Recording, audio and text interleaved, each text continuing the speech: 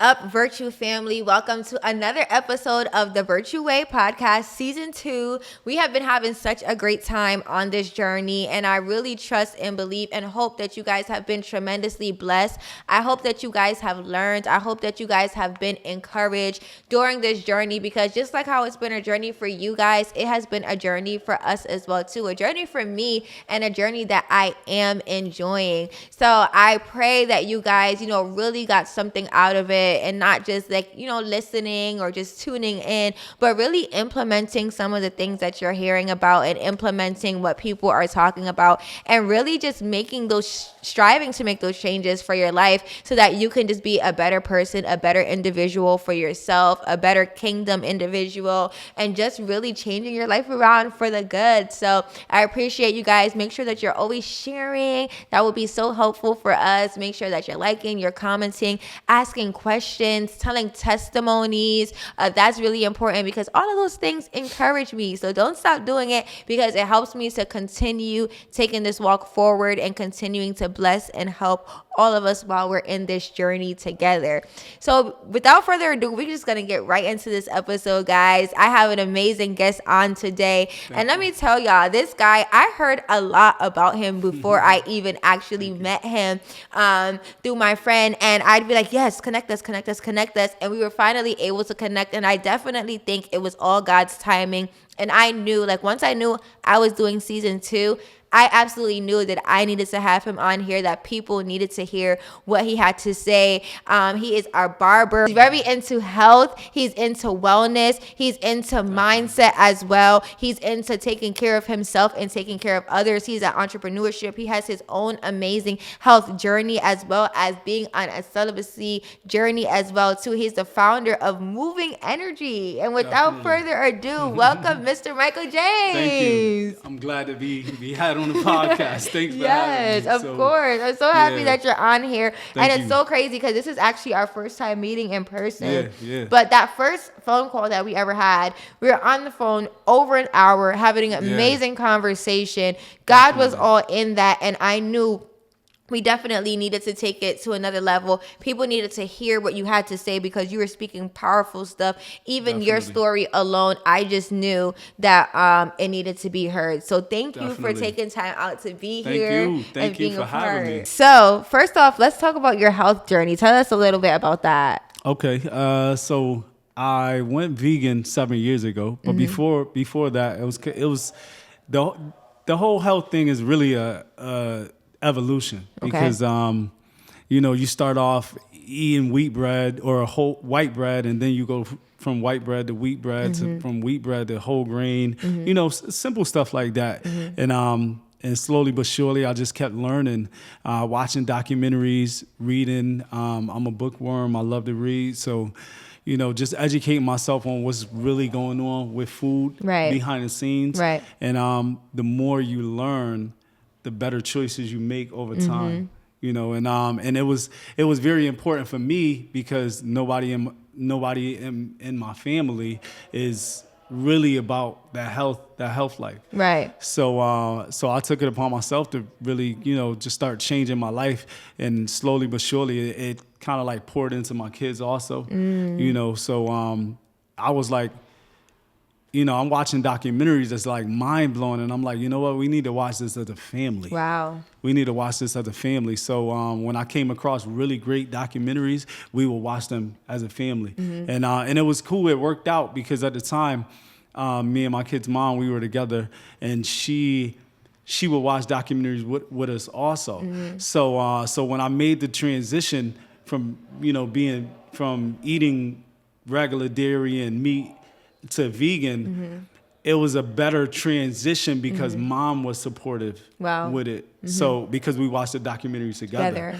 So and that that's major, because she's doing the bulk of the cooking. I can cook, but I'm simple with it. I like simple meals. You know what I mean? So because I'm always on the go, whether it be to the gym, to the shop, I'm just always on the go. Right. So she's always been a better cook than me. So with her, she was able to make soul food, vegan food. Wow. Like she was like nice with it. Like when it was family gatherings, she would like make ziti and people didn't know it was vegan. Wow. Like, So that's good. yeah, she was official with it. She would make vegan macaroni and cheese, and they wouldn't know. No, yeah, that's like good. she was official with it. So that definitely made it a smoother transition for the kids because she was such a good cook. With Right. it. So right. yeah. So tell us, Mike, how many pounds did you lose on your journey?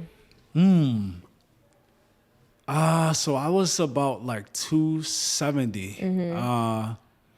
And when I really I started so it's so many things that's connected with abstaining from sex, especially when you weren't really brought up in that environment where you had people talking about it to you, encouraging you to wait until marriage. You know, I came from an environment where being promiscuous is normal. Yeah. You know, situationships. You know, you can talk to whoever you want to talk to, have Do whatever sex you with want. whoever you want to have sex with. That was like a normal thing. So when I got to the point where I decided, you know, I need to abstain from having sex, I had to use other tools to help me. Okay. Like to help get me through the urges. Okay. You know, so it was serious. Like I was fasting, a lot of prayer, a lot of meditation. I was using many tools because that you're dealing with the strongest urge. Yes, the strongest human urge. You know, so yeah, it was like real tools that I used. So with choosing to abstain from having sex, the byproduct of it was that I gained control over my food cravings also. Wow. Yeah, because fat, like in my reading, like I studied a lot. I watched a lot of video on celibacy and abstaining from sex because, like, you gotta understand, I have 4 children. So, you know, and like I said, I come from an environment where it's normal for us to, you know, have, granted, I didn't have multiple partners, but I had relationships where I was very sexually active in those relationships. Right. So it was just a normal thing. So to go from having a lot of sex to saying, you know what, I want to gain control over this. Like, I don't want this to have control over my life anymore. Like, I don't want to be a slave to it anymore. So I had to use tools that really work. And the fasting, the prayer, the meditation, and with the fasting came, you know, not eating until say 3 p.m. First, it started out as not eating until noon. Then it went from noon to 3 p.m. Then from 3 p.m. to like 4ish. So it was those were tools. Right. Those are tools, and it should be practiced in a spiritual realm, you know, in our spiritual communities like church, but it's kind of shunned. Right. You know, it's almost too hard to talk about and to do. So you know what I mean? Would you say that was the weight loss intentional, or do you think it was a byproduct because you were really trying to let go of this urge of, like, you know, your sexual desires, that, you know, the weight loss and getting healthy and getting fit was a byproduct of this journey, or was that intentional? So I was always somewhat into health and fitness. Okay. But when you start abstaining from sex, you gain so much energy. So much energy, like testosterone. So I can give you an example. So a normal night being in a relationship, when it comes to romance, you're eating late. You know, you're having sex late. So, you know, you having conversations. Sometimes you end up staying up till 1, 2 in the morning. you're throwing your sleep pattern hormones off. completely off. So you could be going to the gym 7 days a week. If you're up late night and you're up, having sex or, watching movies together, eating together, all of those things, you're throwing your sleep patterns completely off. So that throws your body all out of whack. Right. So, you can be going to the gym 7 days a week and not making no progress at all. Right. So you think it was like a transfer of energy, kind of. You were using your energy towards something else. Yeah. Okay. Yeah. Okay. And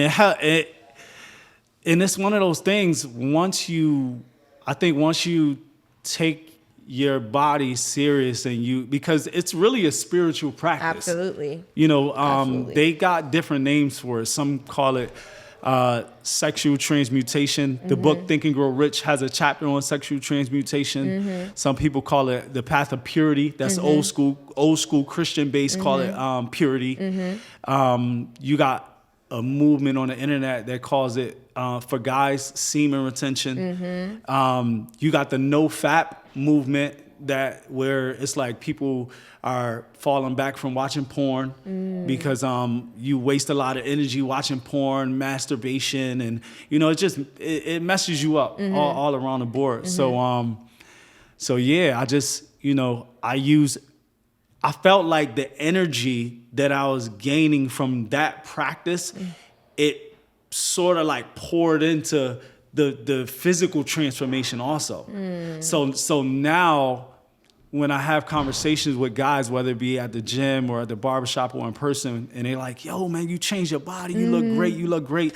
And I always tell people, I'm like, the gym is cool, but it's really about that spiritual battle. Yes. That spiritual battle that you gotta, if you can fight the spiritual fight, then that's easy. Yep. That's Absolutely. easy. And I tell people all the time, like, going to lift weights and going to do some cardio, I tell people all the time, that's really easy work. It's really when you say, you know what, no more drinking, no more sex, or no more late night eating. Once you start pushing things out of your life and fasting away from things, that's the real workout. Right. So yeah, I always tell people that, like, when they congratulate me on my body, I'm very transparent and open about my journey. So I'm like, yeah.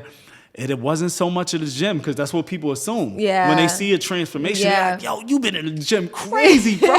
You've been in the gym. And I'm like, nah, it's really like when I said I'm not watching porn no more. Wow. I'm not having sex. Wow. Like I'm, no more late night eating, no more staying up late. Like it's really those things. Yeah. And those are like the byproducts. It's the full lifestyle change. And I love how you said that, because there's people that go to the gym all day, every day, don't miss a day out of the whole year. And you look at them and say, I can't see no change in your body. You look the same. Like I'm not seeing no muscle. I ain't seeing no burnt fat. I ain't seeing nothing. Right. And but what you're saying is like that spiritual, it happened from the inside for you before it really showed on the outside. The outside is just a physical representation of the work that you did on the inside. So I know people are probably listening to you wondering, okay, well, you sound like you're really in this, like you're 10 toes down in this. So how did this journey start for you? How did you get into this abstinence and celibacy journey for you to, first, let me just clear up this. Are you abstinent or are you celibate? Celibate. You're celibate. So, okay. So with that being said, what got you on this journey? Like, when did you make a decision that, okay, this is what I'm going to do? Like, what transpired for that? So, I was in almost 2 years ago, I was in a relationship, and she was a nice girl. She was vegan. I was vegan, positive. We met in sort of like a business group kind of thing, network marketing. Oh wow! Okay. Yeah, and we had a lot in common. Came from similar backgrounds, but I thought she was awesome. And I was in it because I felt like she had potential to be a life partner. Okay. And that's what I wanted. So with us being in a relationship. I would say after a year, probably like a year and a half, her energy started to shift.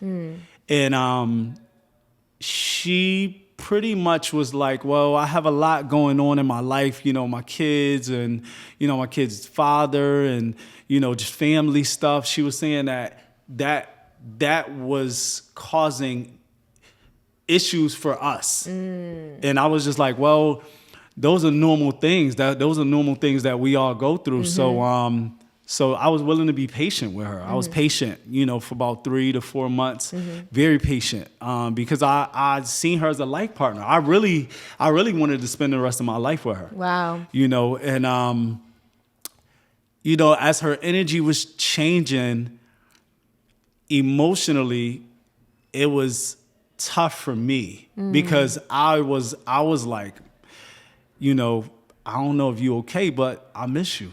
Wow. We haven't been seeing each other. We haven't been talking. We haven't been texting as much. Like, yeah, I'm missing you. So, what's going on? Like, I'm not feeling this. It doesn't feel good. And I was just telling her like, yo, I just feel like I'm getting to the point where I feel like emotionally I'm just being dragged around. Right. Just waiting. Like Right. I'm just waiting.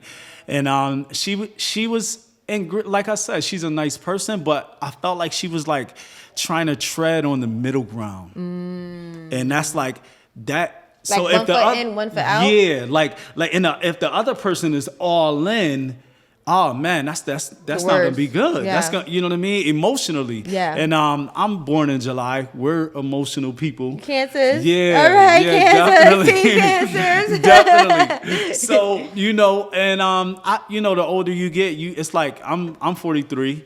She at the time she was probably 40 and I was at the time 41.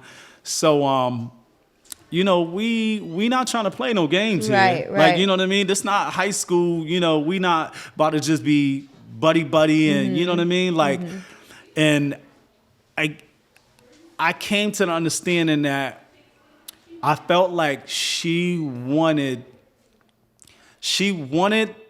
me. She didn't want to lose me, but I felt like she didn't want something serious. She wanted the sex. Wow.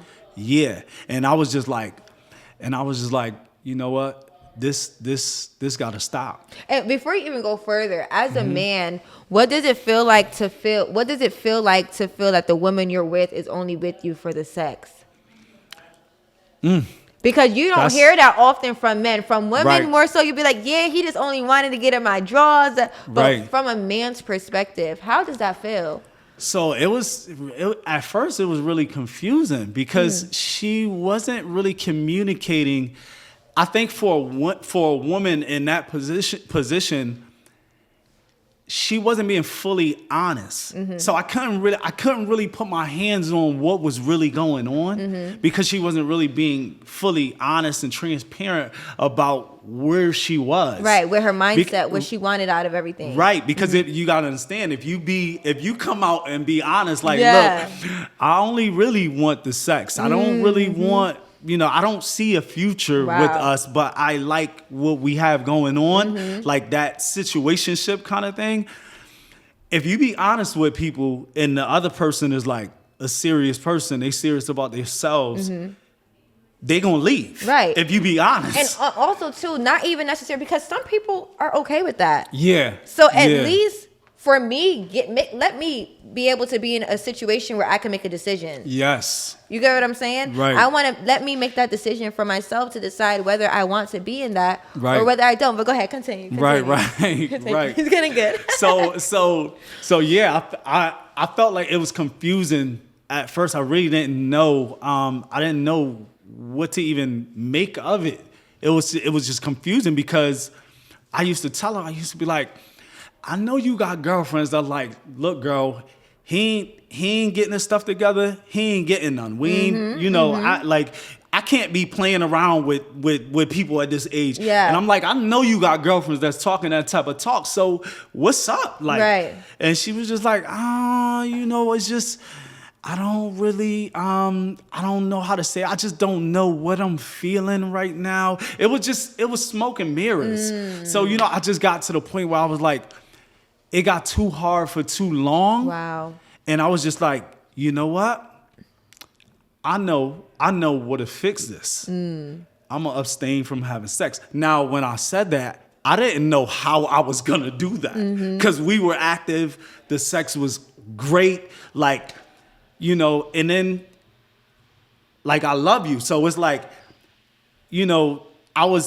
sex is it's very emotional for me. You know what I mean? So to stop, that was really hard. Yeah. I was saying that, my mind, like I was saying that, but physically I was still attached. You urge, you had the urge. And I'm not that, I'm gonna just go do it with somebody else. I'm not, if it's that person, it's that person. So I didn't know what that was gonna be like when I'm like, you know what? I got something for this. I'm gonna abstain from having sex. So let me ask you though, was that more for you like punishment? Were you trying to punish her? No, not at all. No, not at all.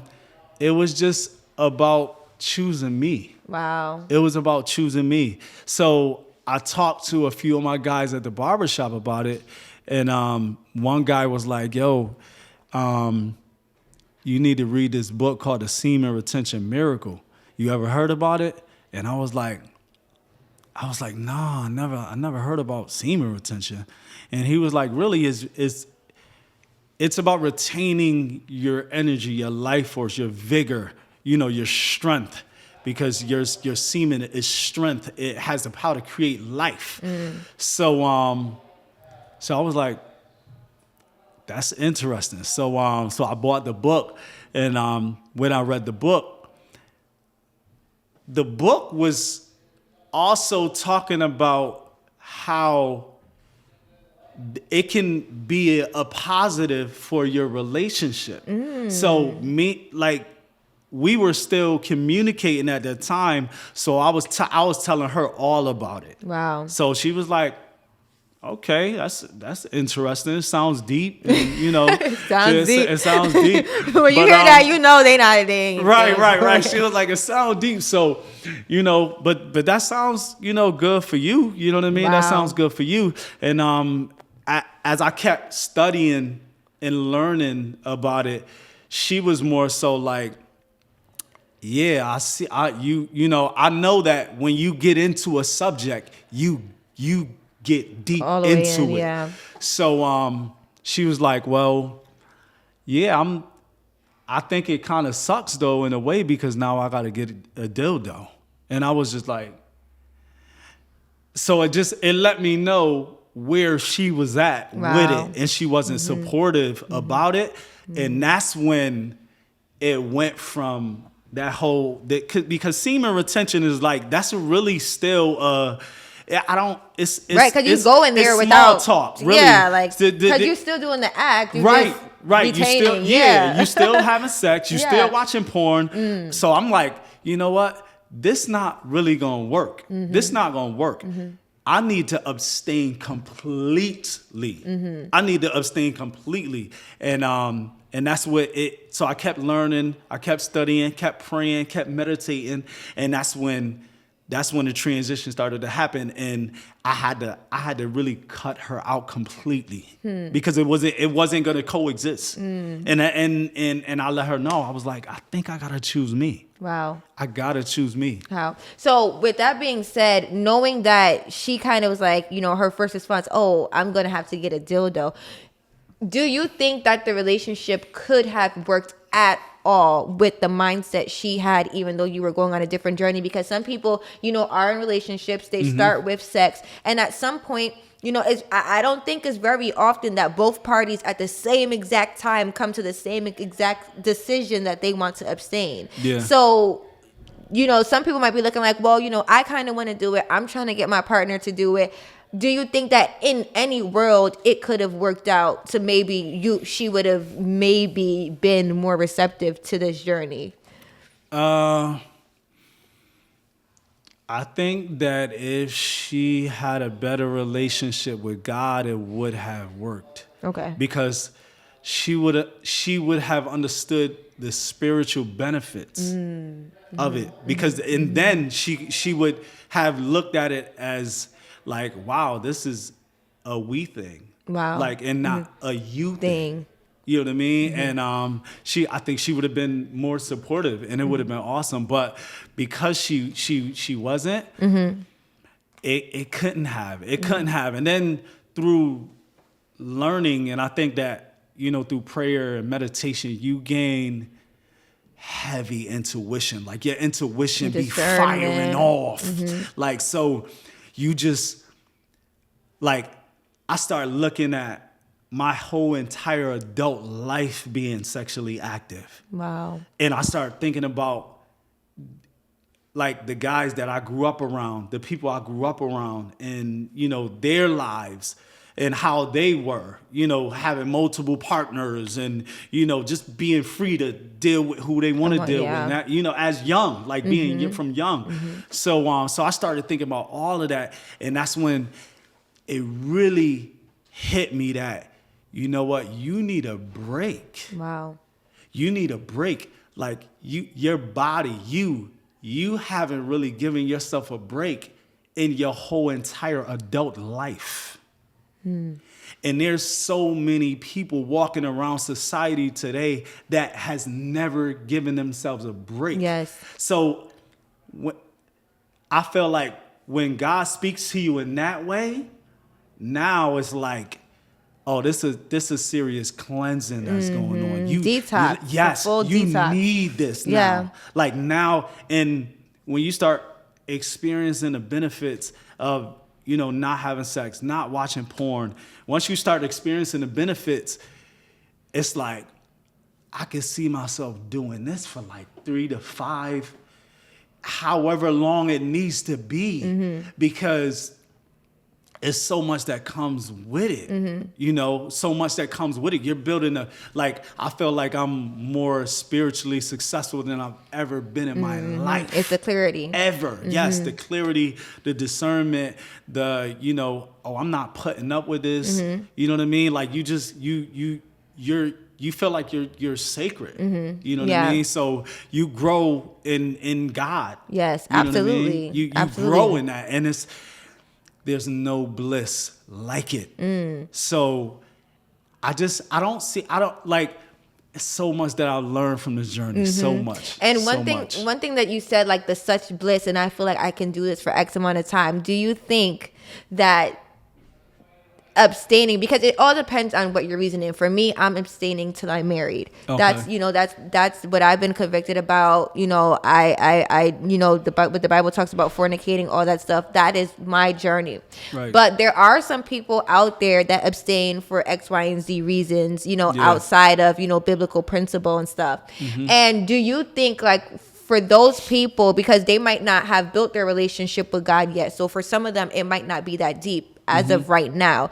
But do you believe that it can become addicting to the point where I was watching a video recently of a couple, they got married, they were abstinent until marriage, but when they finally got married, like, it's almost like forgetting that, oh, we can do this now. And now they have to be intentional about doing, like, they weren't even like French kissing or any touching or they didn't do any of that stuff until they were married. So now that they're married, it's kind of like, it was almost like they talked about, for her, it was almost like she was a virgin all over again. So do you think that, for people that just feels like, oh, I don't know, if I do it too long, maybe once I'm married, like maybe I'm not gonna know how to do it. Like, do you feel like this journey can become addicting? Because there is such a bliss of being one's, like, sound mind, being, on one accord with God, having that discernment on point, having that clarity, not sharing your soul with someone, not giving your body to someone.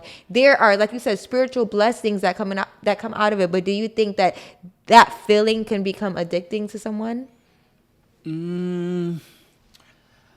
I wouldn't say addicting. Because you're talking about real transformation. You're talking about, people are blossoming into something that they've never even believed that they can experience. Right. That most you talking about the real 1%, for whether people abstain for a year, 2 years, 3 years, whatever amount of years, but it's so rare that the path of purity is so rare that I wouldn't like I think that if it I wouldn't call it an addiction. I just think that if someone chooses to not, engage as much with the partner, that's okay, because I feel like it can stimulate romance in so many other ways. Right. It'll stimulate romance and encourage partners, marriages to be more creative about romance outside of the bedroom. Right. Because I feel like we still need to be mindful, because even though you've blossomed and transformed, from the worm to the butterfly, you got to understand lust is still lurking. Wow. Yeah. Lust is still lurking. Yes. Especially when you've transformed it, you've had a lot of activity, a lot of sexual activity, not being married, and and having kids and not being married, and situationships, and when you come from a lot of that, moving forward, you got to be mindful. Wow. You got to be mindful, and you got to be,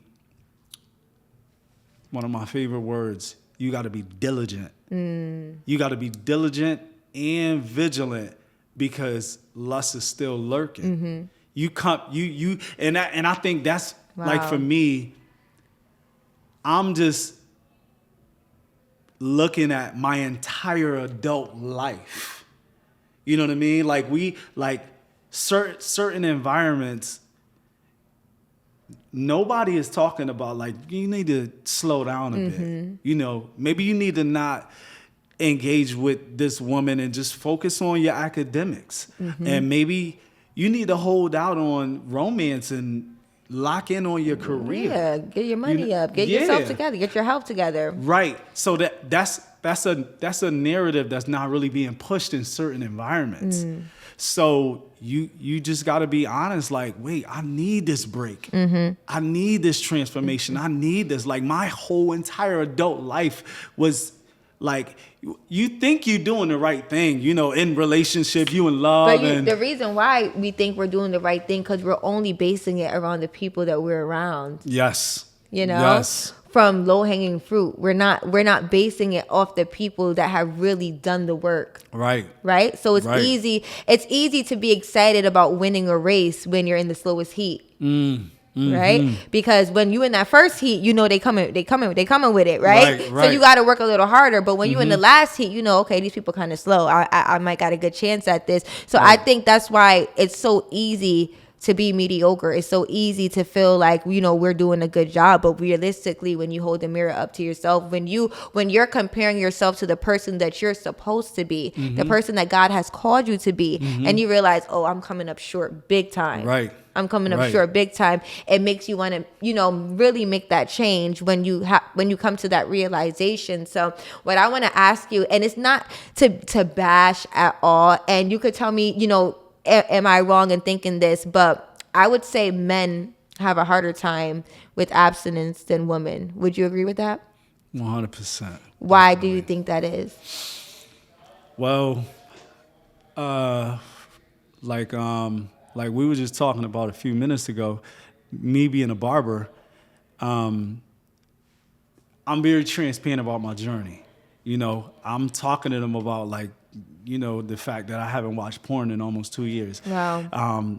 No masturbation in almost 2 years, no sex in almost 2 years. So I'm very prideful and very transparent with a lot of my guy clients, because I know that that's a narrative that's never been pushed. Yeah.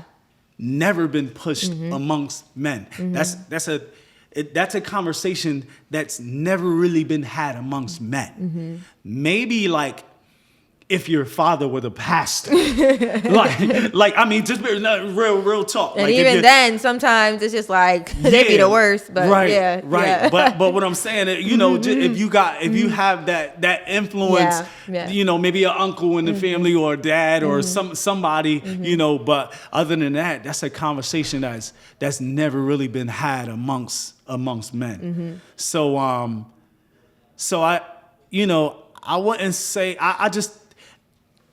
I think that amongst women, it's more women that'll have that conversation amongst their girlfriends, like, oh, he don't got his stuff together. Oh, he ain't getting none. Right. You know what I'm saying? Even though that's on a different scale. Yeah. I was gonna say the heart posture is different, but I was gonna get into that because I was gonna say sometimes I feel like women, it's more like if you're not doing this, then he ain't getting this. Right. Like, more so like the heart posture is very different. So I think like that plays a part in it too. Mm-hmm.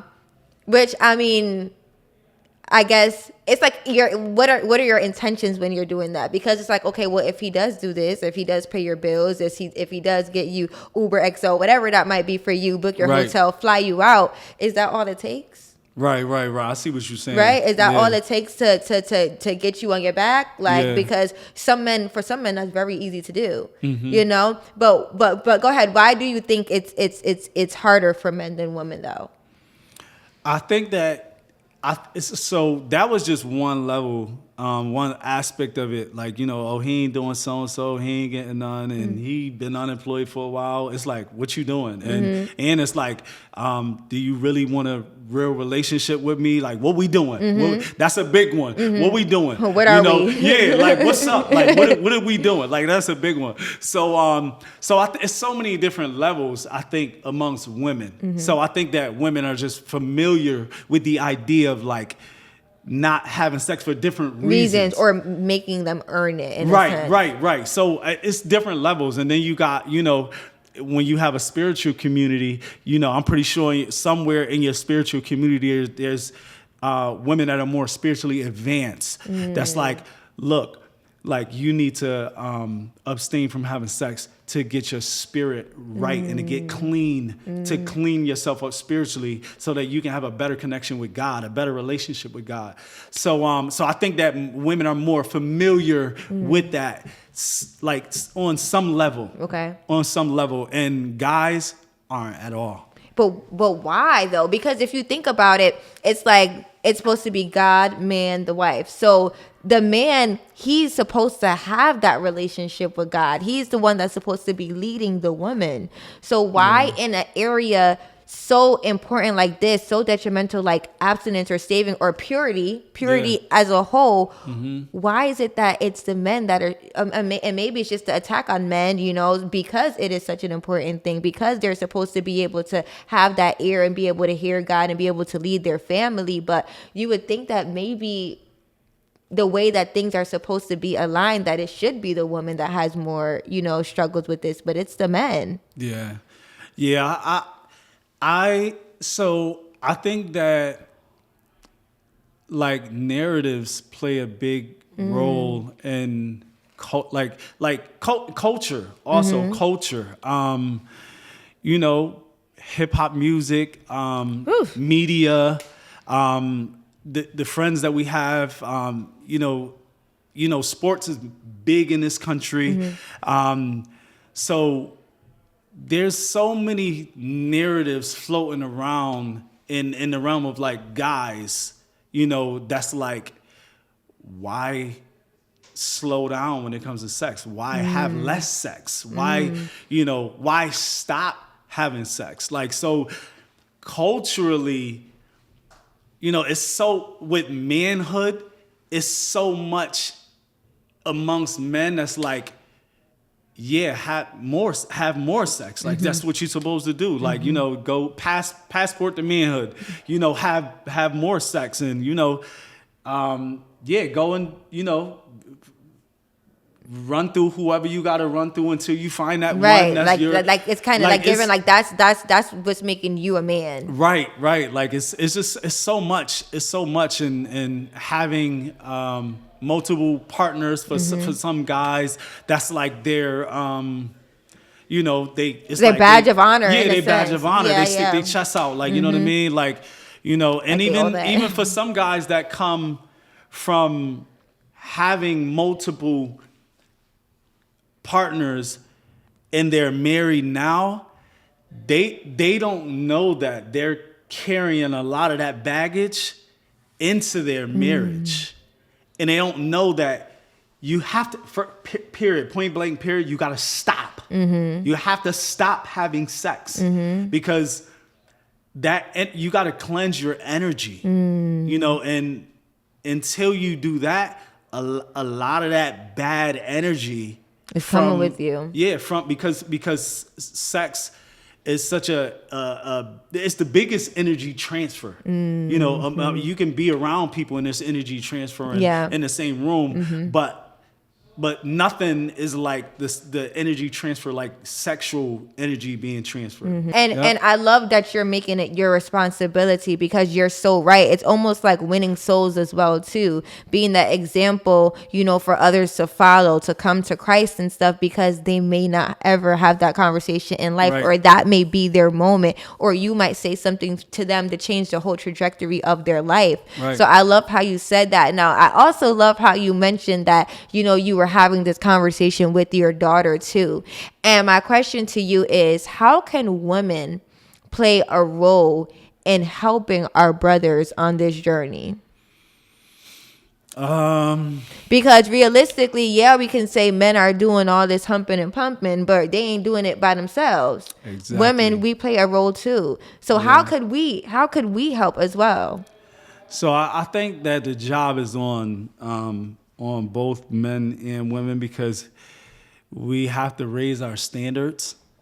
And because I have female friends that I have spoken to, like in the past, within this 2 years of my journey, and they were stuck in situationships, like stuck, like he's not good for me, but you know the sex is good.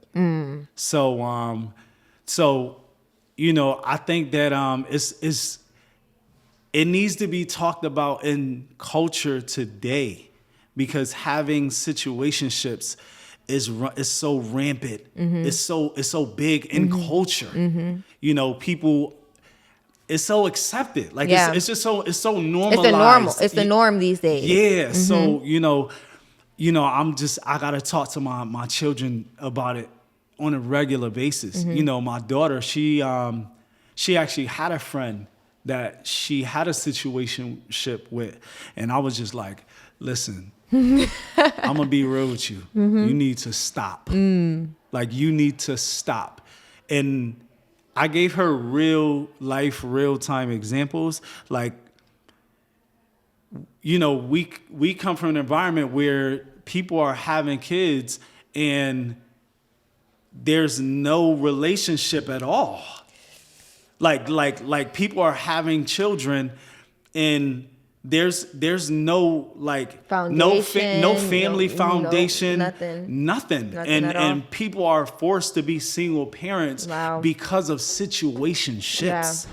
And that it might be a hard conversation, but it's so needed. Like, it's so needed. So I let her know, like, look, there's nothing good coming out of situationships. Like, as much as it may seem that it's normal, it's nothing good coming out of situationships. So it has to stop. Focus on yourself. If the person don't want to be a real life partner, you gotta cancel them out. Let it go. You gotta cancel them out, because it's gonna be a distraction. Yeah, absolutely. And I also want her to see her role in, you're using him for sex. That's really going on, like amongst women. Yes. Like, yes, that's really like a thing. Like, no, for real. Like, yeah, I don't really need him to pay my bills. I don't need him to be stepdaddy. I don't need him for his money. You know, he just come through late at night, 11 at night, and handle biz and then go back home before my kids get up in the morning. And that's really, in today's society, that's a real thing right now. So I think the conversation is important for men and women, because like you said, they not having sex with themselves. Like, you know, so it's a lot of women using men for sex, and not only men using women for sex. Like, that's a thing. Like, I don't need your money. I don't need your bills. I don't need your car. I don't, you know, nah, just do you. Wow. That's a real thing. Yeah, and I think just the communication, the honesty, the openness, all of that together is really what's going to be just having conversations like this and putting it out there. I know that we spoke about it, yeah, we could get on the phone and have an hour conversation, but that means nothing if we haven't been able to go out there and bless somebody, be able to go out there and share this and really let them hear, let them be able to experience, hear our experiences, hear the journey. That is important. That is a part of the ministry, to go out and be a blessing to other people, to be able to come and be blessed by this. So what would you want to leave with the people? What is something, like one thing that you definitely want them to hear you say this that really can just speak to their souls concerning this?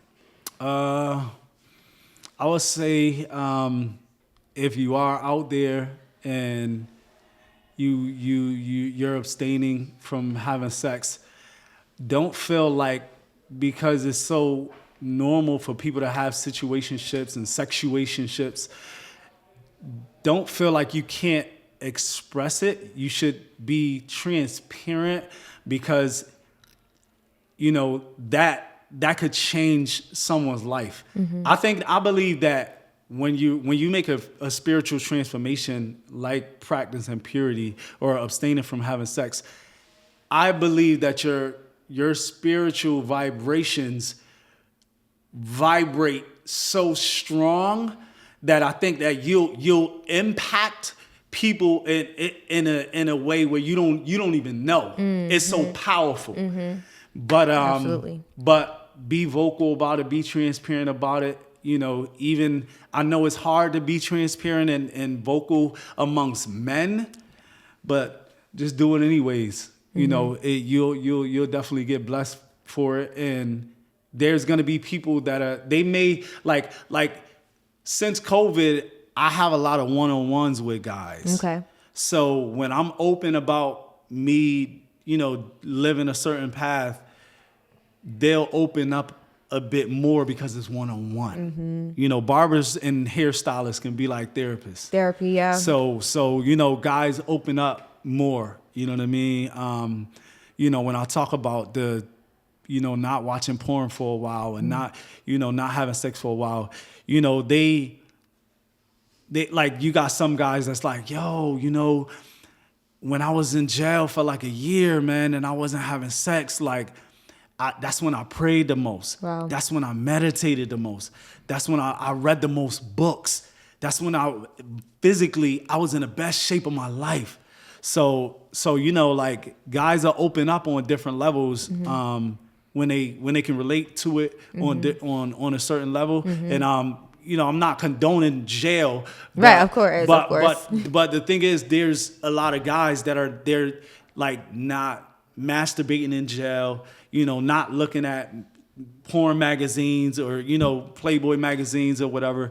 And they do experience a certain level of spiritual success in jail. Now, once they get out, they get drunk on freedom. Yeah. They get drunk on freedom. And I think that's one of the biggest issues in society today. Too much freedom has become a problem. And that's why, when you're talking about abstaining from the sex, or I'm not going to drink alcohol, I'm not going to watch porn, or I'm not going to eat this and I'm not going to eat that, that's a hard pill to swallow. Right, because it's like restriction. Yeah. Right? Yeah, the discipline. yeah. It's just like they're not used to that because Right. they're used to doing whatever they want, whenever they want, with whoever they want to do it with, however they want to do it. So there's no type of discipline there. And I think I strongly believe that once you can discipline your sexual desires, your sexual urges, I really feel like you could do anything. Yeah. Once you get that intact. So this has been a blessing. Definitely. I absolutely, obviously I love your experience. I love, what you're talking about. But the thing I love the most is your passion. Yes. And it is really encouraging because when I decided to actually like pick this thing back up, my biggest thing, I got to a point where like, yeah, I'm going to be abstinent. I don't really care if anybody else going to do it because I know that I'm doing it. I don't have time to convince nobody else to do it, but it is so necessary. And like you said, that conversation, even them hearing this podcast right now could be the only example, the only time that they might ever hear a conversation like this in their Right. whole entire life. Right. So for me, that's like a charge. It's a Yeah. responsibility to have this conversation, to have, to put this out there, to be able to be vulnerable, honest, transparent about this journey, Right. and just making it a responsibility to go out and be bold about it and Right. declare it and to show people the importance of it. So I thank you for that, because Thank you. it just encouraged me, like, if you want to make sure everybody, because realistically somebody could sit in your chair and you start talking and talk, oh man, like he coming here good, but I ain't Yeah. never coming back to this man Right. again. Like Right. he's talking, like he's talking wild, but it's just like it's a charge Yeah. that has been put Yeah. on. And, I know that this is my assignment, and just to know that, even if I can be a blessing to one person, I know that, I've done my assignment. So thank you for that. So I'm excited. I know that y'all definitely learned. I hope that y'all were blessed by this, because this was definitely impactful. So as always, we end this thing in prayer. So Father God, thank you so much for this opportunity. Thank you that you have created men and women to come together, and not just for a relationship, but for relationship. Thank you for the opportunity to be able to communicate with one another. Thank you for allowing us to be able to be transparent and open and honest, and to talk about the things that you have created, but making sure that we can hold each other accountable to do it in the way that you've created us to do it in. Yes. Father God, I just ask that you help us to continue to be bold and courageous, so that we can go out there and we can help people be obedient. We can help people to detox from their lustful and sinful desires, and that they will be encouraged to go out there and help somebody else to go on this same journey. Father God, we thank you for trusting us with this specific assignment, because we know that the enemy is out there to make sure that that we are destroyed, and we are destroyed by our flesh. But God, we know that the Holy Spirit that is in us is going to be inside all of the people that are out there listening to this, and they are going to be able to rise up and be bold and walk in that obedience that you have called us to do and be. So Father God, we thank you, and we ask that for those that don't even know you, but that are thinking on going on this journey, that they begin to know you in a whole different way, and that you save them right where they are in this moment, and they will be blessed for the rest of their days. In Jesus' name, amen. Guys, Amen. thank you so much for joining us on this episode, and we can't wait for the next one. Bye. I'm breaking out, no time to slow.